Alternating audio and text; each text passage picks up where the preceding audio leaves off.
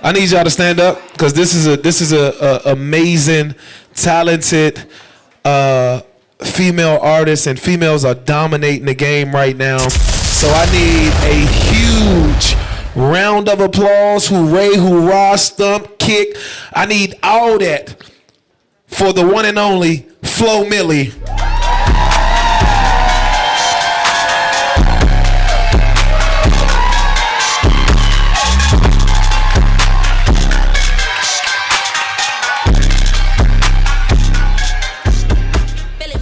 What's up? What's good? Can we cut our mic up some, please?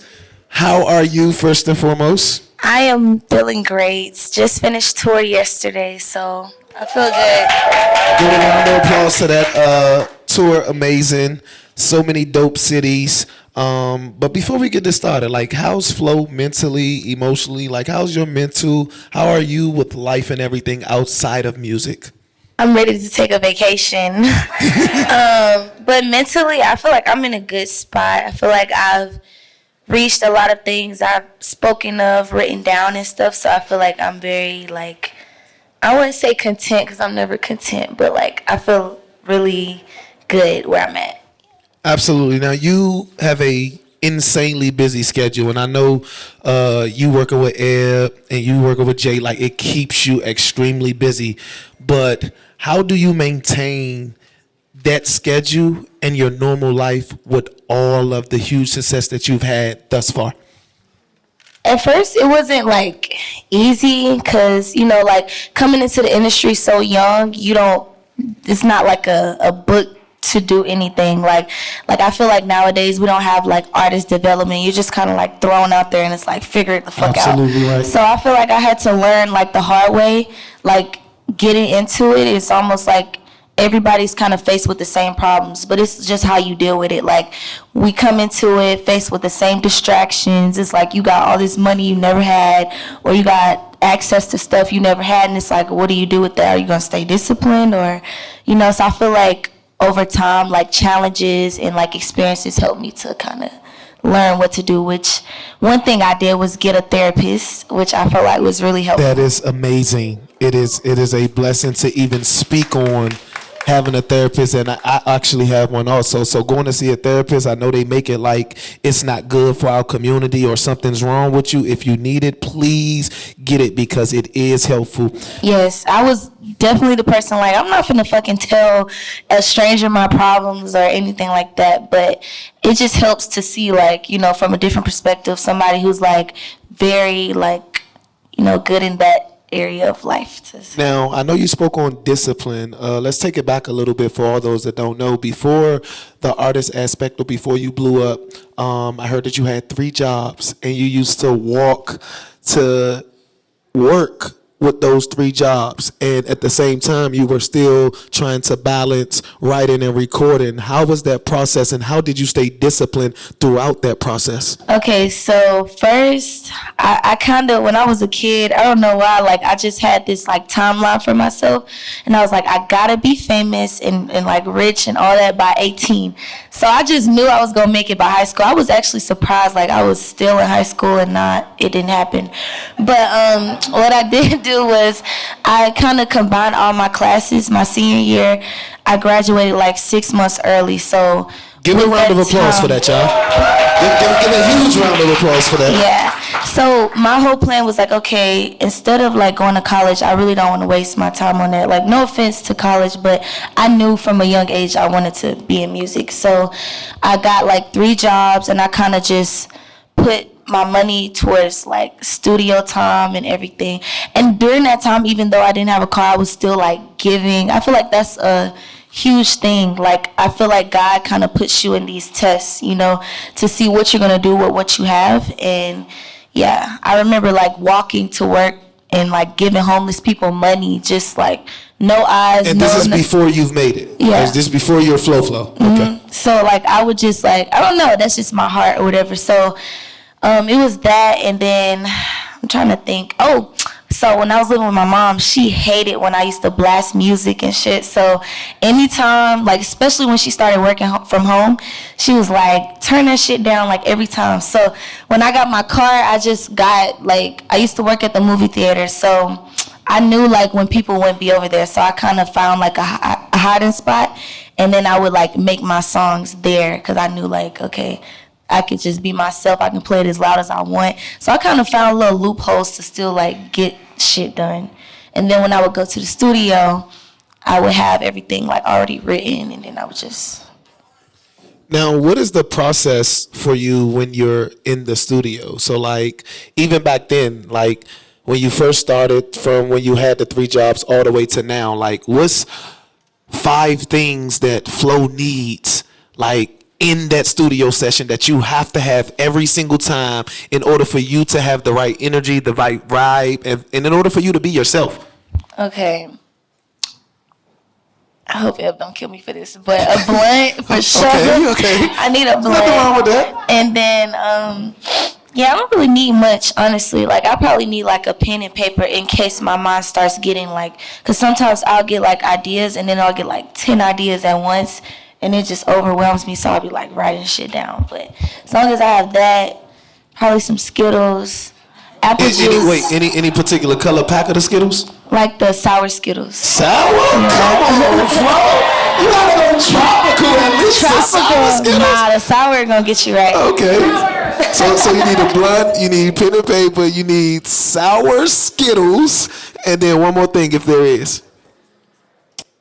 Oh, I always tell them to bring me cookies, because my studio, they bake cookies and stuff. Oh, they bake them by themselves? Yeah. Any particular flavor? Chocolate chip. Chocolate chip cookies, well, you had that right there. Now, when your fans first came, or when did the fans first come up with Flo Military? I think it was in like 2020. Yeah, I saw somebody say it on Twitter. But yeah, they have like so many names. It's like Flo Militia, Flo Military, Flo Minis. It was a lot of them, but I just went with Flo Military. Now, why did you go with Flo Military? Cause I feel like they stepping behind me, and that's just the energy like that I see my supporters as. And speaking of your supporters, with you being so youthful in the game, as far as like how long you've been in the game, how does it feel to have the amount of social followers and influencers and people that just rock with you? How does it feel to have all of that support? It feels good, honestly, like, because I just kind of remember, like, my first time ever, like, opening up, like, a journal to write. And I remember the feeling I felt, and I was, like, super scared. Like, because I used to be in a girl group when I was really young. And when we broke up, I felt like, oh, my God, like, I needed somebody to rap with. So I stopped rapping for, like, a whole year. And then I remember when I finally got the strength to, like, actually start again, I just felt, like, this fear. Like, and I remember the fear would not go away. But yeah, I would say anytime you feel that, just do it anyway. Like, don't be scared of your potential, because, like, it's going to happen anyway. So you might as well just. Now, I know in the past you referred to yourself as a pandemic artist. What is so different now than back then outside of the live interviews or the being in person and everything? Because pandemic artists or not, in my opinion, you still would have blew or still would be Flo Milli if it wasn't the pandemic. So what do you think in your mind is so much different outside of the norm of the pandemic? I feel like it just was a tough time to be an artist. Because honestly, I don't consider myself a pandemic artist completely, because I got signed in 2019. But I want to say it was about like maybe 5 months I was able to like do a little bit, and then like out of nowhere it just was like, oh, everything's closed down, go back home, and like everything was at a pause. So it was just weird for me, because I don't feel like I got to like connect with my peers the same way, like as if I was coming out like right now, like I didn't perform my songs until like a whole year later in real life. And did that affect you? Do you think it affected you? Yes, I was super scared. I was like, oh my God, are they gonna know it?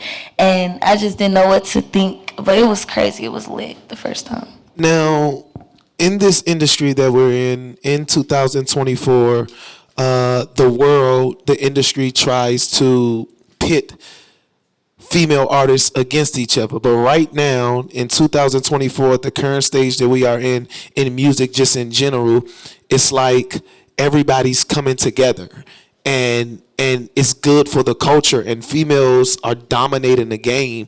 And I see you have a lot of relationships with a lot of females, which is very important in this industry. Can we speak on that, of how important, or the importance of just uplifting another female artist, or just female unity in general?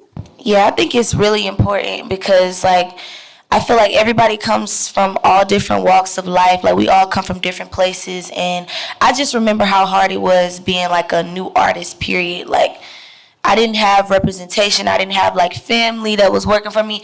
Like, I literally fled to New York without telling my mom, signed a fucking record deal, like, on some shit like that. So it's like, I didn't have that support. So I wouldn't say I didn't have that support, but it was more so as, like, it was important to have, like, other black women, or just women, period, like, be in that corner, like, hey, like, I see you, like, if you need any help on this, if you have any questions about that. So I know how important that is, and I make sure, like, I, like, help, especially when I fuck with, like, a new artist, and I show them support and love and stuff. And speaking of a new artist, a record that you have with Anicia, I know it's very important to uplift the new generation, and I mean, it helps you leave your legacies. But tell us how that came about, the record with you and Anicia. Oh yeah, Anicia. I fuck with Anicia. It just came naturally. Like, we went out. I met her at Lotto's birthday party, the pimpin' theme. Mm-hmm. So yeah, from there, like, we just vibed. Like, we had already been talking on Instagram, and yeah, I just sent her the song. She got it done so quick, and I loved the verse. Like, I loved it from day one. Now, your fans have raved about you not getting the credit that you deserve for being creative, for having your own style, your own sound. Do you finally feel that you're at the point to where you're getting the credit you deserve, or do you feel like they still ain't giving you the respect that you deserve? Okay, I'm gonna be sensitive on this one. I feel like, yes, I do feel like I'm getting the credit I deserve. I'm actually, like, flattered that people felt like, oh my gosh, you should be bigger and stuff, because that just means they see my potential. They see, like, how much bigger it can get. But from my perspective, I was more so looking at it like, I'm looking at the girl I was, walking to work. Like, this is success to me. So I never was on some, like, oh, fuck everybody. Like, nobody, like, I work for everything I got, so I don't expect, like, a handout or anything. So I would say, yes, I definitely feel like it's good now, but I could see why people felt that way before. Now, being the girl that was in high school, that was walking to work, all the way to the woman that you are now, what is something that the music industry and you becoming who you are now made you realize about yourself?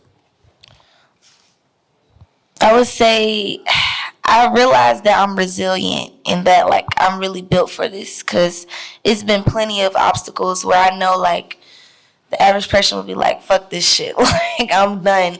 But I know I kind of stuck through and was able to, like, just still be strong. So I feel like I learned that I'm resilient, and I learned a lot, but that's the one word I could. Now, I see a person that's with you that's very huge on fashion and appearances and everything of that nature. Now, online, everyone talks about you, your fashion style, your fashion sense. Is Flo going to venture into other things fashion-wise? Well, I try to. Actually, what people don't know, I used to be a model when I was, like, 15. But yeah, I don't know. I can do it. Like, I just don't know really where to start with it. And, like, my passion is music. But I definitely am open to doing that, though. Like, that, acting, all that. So you want to act, what, like, if you could describe the perfect role for you outside of music, no music included, what would be the perfect role for you? It's kind of ghetto. I'm not gonna lie. Like, if I you gotta be yourself. Talk to us. I feel like I could play a role like Taraji P. Henson, like how she played in Baby Boy. Like, I could do. So some you would like let that. Jody beat you? No, he wouldn't beat me. I would beat him. But no, I'm just playing. But, like, no, I would see myself doing something like that, cause yeah, I'd be turning up. So I could, like, tap into that real easy. Real easy. So like it's normal for you. So like Yeah. you could just beat a nigga ass real fast and then go back into Flo Milli. That's basically what you saying. Yeah. Lord Jesus, that ain't good. Now, is that one of your alter egos? I guess. I mean, I would say it's just like a part of my personality. So now on your albums, four different alter egos. Let's break each one of them down. So let's start with the first alter ego. Who is this? Just give us a little insight on the first alter ego and the name. Okay, Flowski. She's more like chill, like laid back, kind of like tomboyish. She just goes with the flow, like, but she's kind of unpredictable a little bit. Okay, so she the crazy one. She can, but you just never know. She mostly chilled though. Okay, cool. So that's Flowski. Yeah, it's Flowski. And then you got Florence Milli on. So Okay, now break this one down a little bit more. Break this one down a little bit more. Florence Million is like, okay, I don't know if y'all ever seen like my Flo Milli flip. That's her style. She's very like the poppy. Whenever I get in like my pop bag, and very bougie, kind of like rich girl energy. Okay, that's Florence Million. And then Dirty Floanna. I would say like if I could give her a sign, she's a Scorpio. Okay. But she's very like, yeah, she's like a cunning like cunt bitch. Like she don't play no games. She will get revenge on you. And she don't So play she tit for tat. It's more than tit for tat. Oh, so she queen petty. It's queen petty, like Okay. all that. Yeah. So we got Florence Million, Dirty Flowski. Floanna, Flowski, and Flojo. Now talk to us about Flojo. Flojo is more like the hood version. Like that's the Mobile in me. Like, yeah. Period. Yeah, that's Flojo. So she gets down. She don't play. And out of the four, okay, so it's gonna be a series of questions. Out of the four, which one is more inclined to be in a relationship? That's a good question. Probably Flowski. Flowski. Yeah. Out of the four, which one is more inclined to do no talking and just slap a motherfucker when she see him? Flojo. Flojo. Out of the four, which one connects with Flo Milli the best? That's a good one. That was a good one. I would probably say Flowski, and people wouldn't think that. They would probably think like Flojo or Florence, but I would say Flowski. And last but not least, out of the four, which one can cook? Yikes. Now, if it's none of them, there is another They be above know how answer. to go on Uber Eats. I can tell you that much. So none of them can cook. No. Oh man. I'm sorry, y'all. I don't do the cooking. I just rap. No, understood. Now you have a But my nigga can cook for me. okay. So speaking of Definitely that, Haitian food. because I wasn't even gonna take it there. So speaking of that, is Flo Milli single? I wouldn't say that. I wouldn't say I'm single. Okay, so you're not single, but you're not taken. Pretty much taken.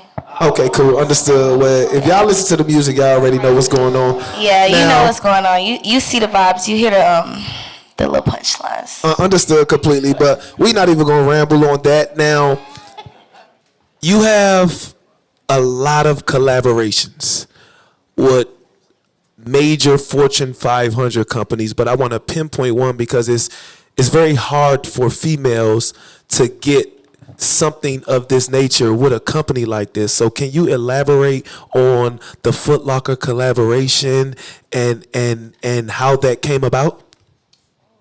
How that came about? Honestly, I just know they be reaching out and like I'll be like, yeah, I want to do that because I grew up wearing their shoes and stuff. Like whenever it was school time, my mom used to take us over there. So yeah, it just kind of came about. They reached out and we just came together, and yeah, it was exciting. It was cool. Is that something that you're proud of? Like just knowing that, like, I don't even think, and don't quote me on this, but I don't think a female rapper has had a huge collab of this nature with a sneaker company, like a predominantly male dominated company. That's crazy. I didn't know that. That's wow. That's hard. Yeah, don't quote me on it, but if it has been a female, it's pretty slim of like you can count on one hand, just Yeah. because they usually do go for males. So that is amazing. Can we get a round of applause for that? Thank you. And then can we get another round of applause because "Never Lose Me" is going platinum. Yeah. Now, how did this song even come about? Okay. All right. So it really was never supposed to be dropped. I'm not gonna lie. I wanted you to say that. It was on my card, but I wanted you to say that. But okay, so it was just like me and my dude, we was like making songs and he was like putting my name in like a lot of songs. So he was like, make a song about me. So I went to the studio and I wasn't going to. I was working like on like other songs and stuff, but right before I left the studio, I told my engineer, I was like, hey, play this beat. The only reason why I wasn't like serious about it, because it was already Babyface Ray beat. So I was just like, I'm gonna just make this for him and whatever. So I had made it, sent it to him. He loved it. And then after that, I snippeted it on Instagram. And then that's when people was just like, oh, drop this shit. And yeah. And then it became a humongous song, and a remix came from it. And I know we spoke on female unity, but SZA and Cardi on a remix, that is fucking crazy. Thank Y'all you. give a round of applause for that. Now, what was your favorite part in not even the original version, in working with those two talented artists for the remix? Oh my gosh, my favorite part was just like us talking about it.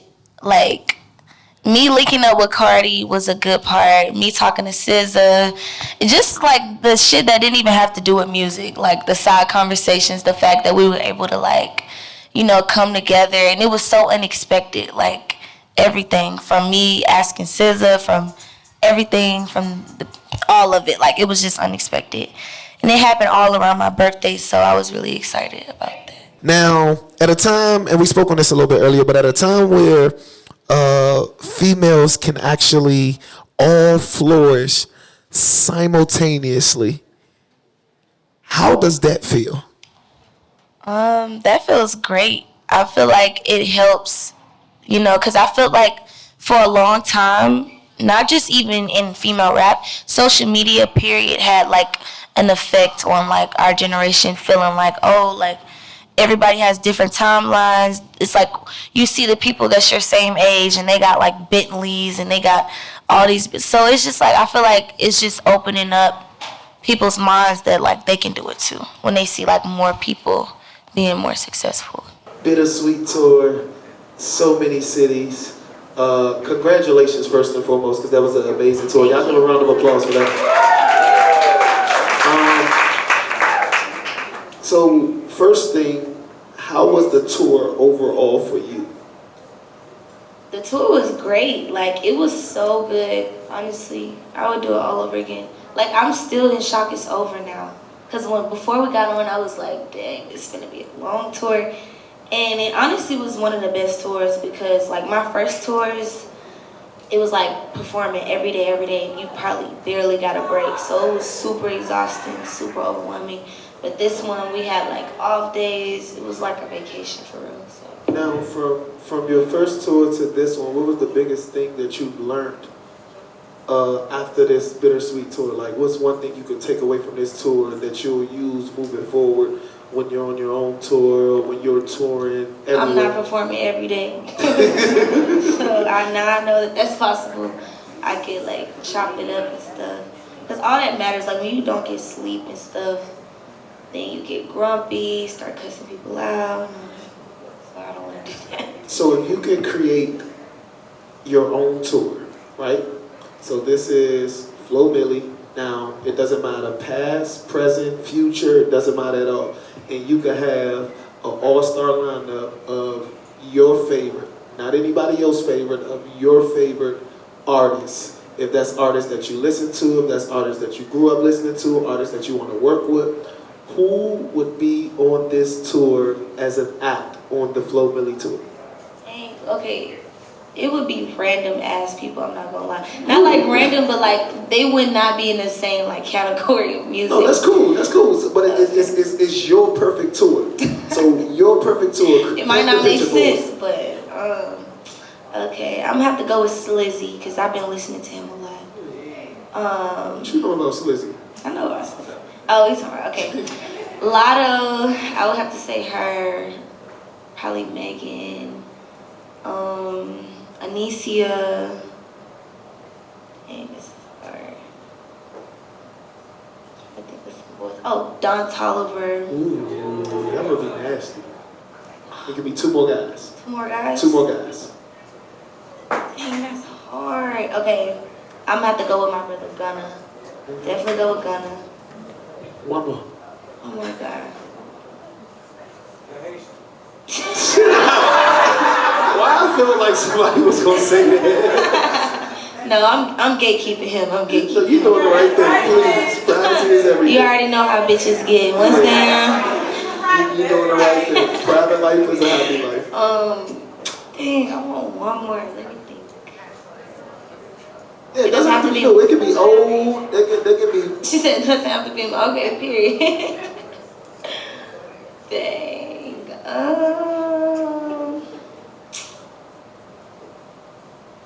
Yeah, I don't know. I'm like having like a brain fart right now. But honestly, if I didn't choose a male, I would just go with Cardi. Cardi. Okay.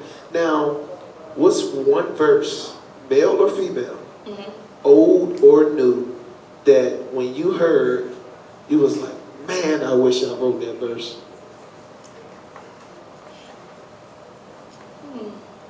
So it could have been something when you was growing up, when you was walking to work, that you just word for word, bar for bar, every time you hear it, you're going to cut the radio up and you're going to make sure you sing it word for word.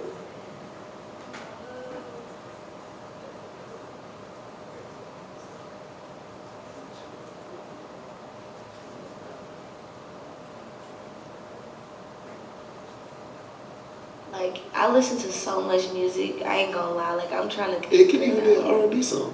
An R&B song?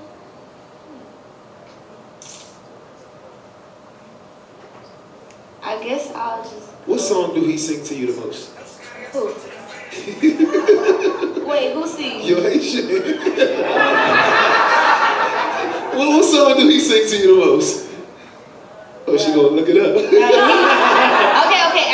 Actually, I'm probably gonna go with a Party Next Door song. Like, I love Party Next Door. Okay. Yeah. Been listening to him since 15, so I feel like, yeah. Now, how does it feel to go from being inspired to becoming the inspired?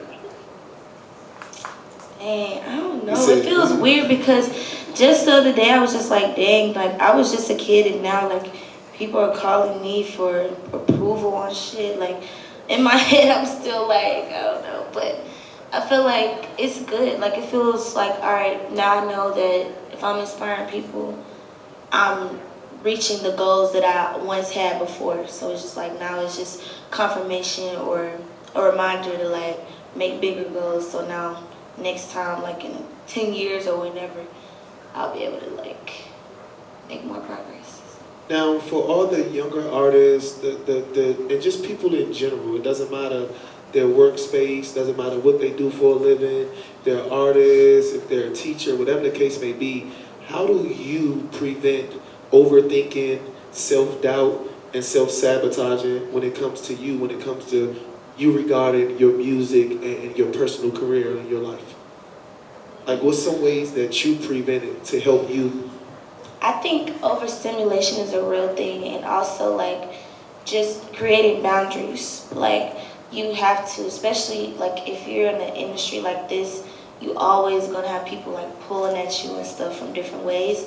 So I always, even with my little sister, I tell her like, treat yourself like a mansion. Like nobody's gonna put the mansion in the middle of the hood with no gate around it. Like that gate has to be your boundaries for yourself. You can't like let anybody come in and out. You gotta know when too much is too much and know like when to like pull back so you can charge up your energy. So, and for the thoughts thing, like, okay, for me, I feel like that's just what you kind of internalize. So whatever you're watching, whatever you listening to, all that is gonna be a combination of your thoughts. So kind of minimizing stuff that's traumatizing or crazy, because like nowadays on social media you can scroll and see anything. So just kind of monitoring that, knowing like when to expose your brain to that. Like in the morning I don't get on social media, or I try not to. Like I get up, I pray, I make sure I start my own day and like experience whatever I want, and then I'll like, once I feel like I've woken up, then I'll be like, all right, I'll tap into the world. But with thoughts and stuff, I feel like whenever you get a bad thought, just don't acknowledge it. Like I treat my thoughts like fish is just swimming, and you know, if it's a bad one, just think of a positive one to like beat that bad one up. Like I don't know, like you kind of gotta. Like your alter ego. Yeah. What is next for Flo Milli? What's coming up for Flo Milli? What can the people, the fans, the Flo military, what can they expect before the end of 2024? That's a good question. Well, I know I'm going to Europe for sure on a little like tour out there, and then I plan to just keep making more music. Like honestly, every time somebody asks me that, I never know what to say, because my life is just like it's just sporadic. I just go with the flow, no pun intended, but I just be like, all right, what do I feel like doing today? I don't know. But yeah, I'm definitely looking forward to putting out more music. I want to say like an album, but I just want to like tap into whatever energy I'm feeling, and just I need to like take a vacation first. Agreed. Then, You done said that 3 times, so please Yeah. take a vacation right after this, okay? Now, last question, and I ask everybody this because it just separates me from everybody else that does interviews, and it makes the talent think. So if you can describe Flo Milli in 3 words, and 3 words only. Now this is Flo Milli before she was an artist, the breaking of her being an artist, and the current Flo Milli. If you could describe her in 3 words for somebody that doesn't know you, that wants to know, those 3 words will describe and give them everything they need to know about you. What would those 3 words be? I would say loving, funny, and intelligent. Y'all give a round of applause for that. All right, so that was the last question, but I need everybody to stand up real quick. Because J1 has something special. Y'all make some noise for Flo Milli and Fly Guy DC. So, first and foremost, thank you so much for doing this. Like we talked about in the back, I met you via IG Live in 2020, and it's been a privilege just to see your growth and evolution. And the crazy part is you haven't even peaked yet. There's still more to go. But we want to give you your flowers now, so we're going to present you with this SiriusXM Pandora Trendsetters Award, because you've been doing it your way, and you've been setting trends and setting an example for other people coming after you. So congratulations, thank you so much. Y'all give a round of applause for that. Now, on the count of 3, can we get everybody to say thank you, Flo? 1, 2, 3. Thank you, Fly.